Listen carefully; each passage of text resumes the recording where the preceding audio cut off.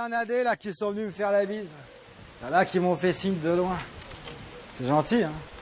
Il n'y en a pas un qui leur a dit bonjour à eux. Pas un seul. D'ailleurs, c'est sûr. Hein. Je suis sûr qu'il n'y en a même pas un de vous qui les a vus, qui a prêté attention. Je suis pas sûr.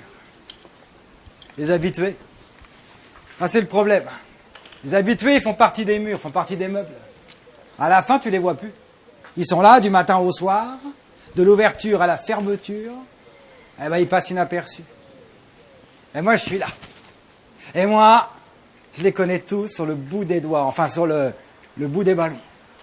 Je sais qui boit quoi, combien de verres. Je sais à quel moment il faut que je les arrête. Je sais quand je dois les renvoyer à la maison. Je sais qui arrive et les verres sont prêts. Bon, de temps en temps, il y en a qui quittent l'établissement. Bon, il y en a des, ils meurent. Mais ça, c'est pas grave.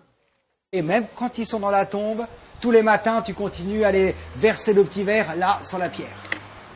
Non, le problème, c'est ceux qui quittent l'établissement et que tu vois passer devant chez toi, mais qui rentrent plus. En même temps, c'est pas une mauvaise chose. Je suis d'accord. Tiens, regarde, par exemple, elle était installée, tu sais, la petite table juste là, au bord de la vitrine. Elle fixait l'horizon, comme si elle surveillait quelque chose ou comme si elle attendait quelque chose. Devant elle, il y avait un petit verre de Bourgogne. Verre toujours à moitié plein, à moitié vide, ça c'est selon. Hein. En tout cas, dès que le niveau était un petit peu bas, moi, je passe par là, par derrière, et pof, je rempotais. Devant elle, elle avait un petit écriteau. C'était écrit, hein. Cœur à donner. Ça n'a pas toujours été un cœur à donner. Hein. Tiens, lorsqu'elle avait 14 ans, 15 ans peut-être, c'était un cœur à conquérir. Et elle disait que personne pourrait conquérir son cœur.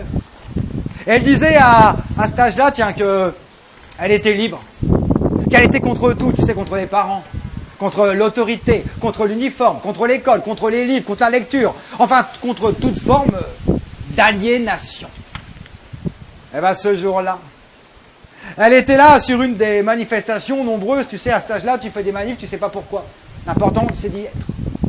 Elle était là, et elle l'a vu, là, sur la barricade d'à côté. Il était comme elle, le même âge, contre tout aussi. Toute forme d'autorité, toute forme d'uniforme. Lui, il avait le poing dans le vent et les cheveux en l'air. Tous les deux, ils se regardaient. Et bien, dès qu'ils se regardaient, ils sont tombés amoureux. Et bien, dès le lendemain, ils sont enfuis à travers le monde, tout droit, et vivent la liberté. Ben, c'est beau, la liberté. Hein. Mais à force d'être libre, son ventre à elle, il s'est... Ouais.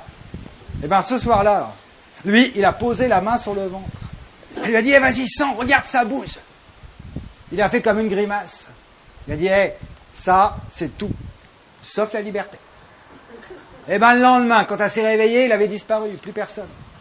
Alors, qu'est-ce que tu veux, aller rentrer à la maison? Et c'est toute seule hein, qu'elle a mis au monde un beau petit gars. Et quand le gars est venu au monde, tu sais, t'as des mères, elles sourient, elles rient, et elle s'est mise à pleurer toutes les larmes de son corps. En disant, la vie, elle n'est pas juste. Hein. C'est pas juste d'être toute seule au monde et d'avoir personne avec qui partager bonheur et tristesse. Alors, d'un cœur à conquérir, c'est devenu un cœur à prendre ou à laisser.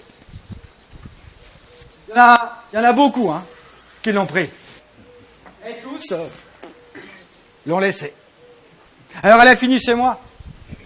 Verre à moitié vide, à moitié plein. Le long de la vitrine, le regard perdu. Cœur à donner. Elle, ce qu'elle surveille au loin, c'est l'amour. Que l'amour s'approche pas trop près parce qu'elle, elle a déjà donné, ça va, ça. Alors, qui c'est qu'on veut son cœur, qui c'est qu'on prend? Tous les soirs, quand 5 heures sonnent au clocher, t'as la porte là du café qui s'ouvre, t'as un petit gars qui rentre, une dizaine d'années, cartable sur l'épaule. Il s'assoit sur la table juste à côté, il sort ses cahiers, il fait ses devoirs. Et de temps en temps, il lève le nez et il la regarde, elle. Mais elle ne regarde pas. Les yeux fixés à l'horizon. Eh, messieurs, dames, histoire courte, mais suffisante. Ce soir-là, Le petit gars pousse la porte, 17 heures, comme tous les jours. Il s'installe sur la table d'à côté. Il sort ses cahiers, il fait ses devoirs. Il lève le nez. Il regarde la femme, elle regarde pas. Alors dans un souffle, il lui dit Hey, maman, je t'aime. On ne sait pas ce qui s'est passé, enfin en tout cas moi je sais pas. La mère, elle a détourné ses yeux de l'horizon. Tout doucement, elle a regardé le petit. Elle a regardé son verre. Elle a repoussé le verre. Elle s'est levée. Elle a pris le petit par la main et tous les deux, ils ont disparu. Histoire courte, mais suffisante. En tout cas, ce qui est sûr, c'est que plus jamais, elle est re-rentrée dans le café.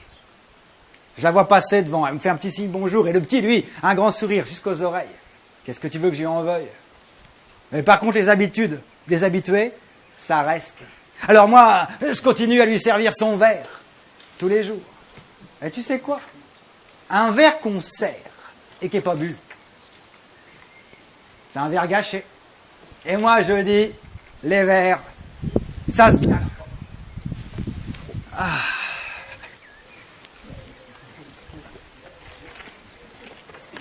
C'est à ce temps-là que t'arrives, toi? Oui. Bon, l'important, c'est d'être là. T'es prête? Hey, santé, cul sec.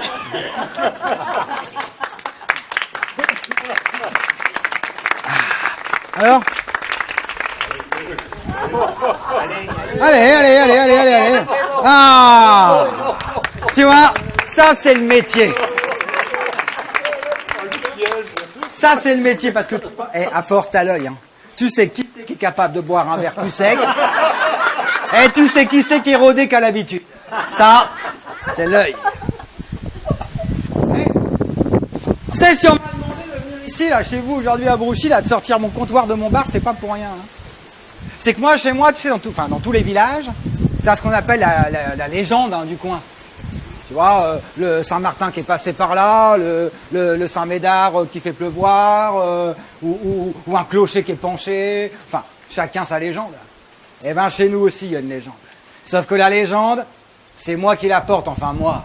Et puis les anciens les propriétaires, et puis les futurs propriétaires. Parce que figure-toi que avant la vie, elle était simple. Hein. On travaillait tous les jours. Le lundi, le mardi, le mercredi, le jeudi, le vendredi, le samedi, on s'arrêtait un tout petit peu plus tôt. On faisait chauffer de l'eau qu'on versait au milieu de la cour dans un gros baquet. Et là, c'était l'heure du bain. On commençait par les gosses, hein. D'abord les filles, après les gars. Ensuite, on passait tout le monde, là, du plus jeune au plus vieux. Et on terminait par les vieux qu'on trempait dans la même eau, tout ça. C'est vrai, hein, je dis pas de bêtises. Quand on sortait les garçons et les filles, les gamins, on les posait sur le côté. Interdiction de bouger, de jouer et de se salir jusqu'au dimanche matin. Dimanche matin, 7 heures. Dans les maisons, c'est le ramdam. Les mères, les femmes réveillent enfants et maris. Dépêche-toi, c'est l'heure.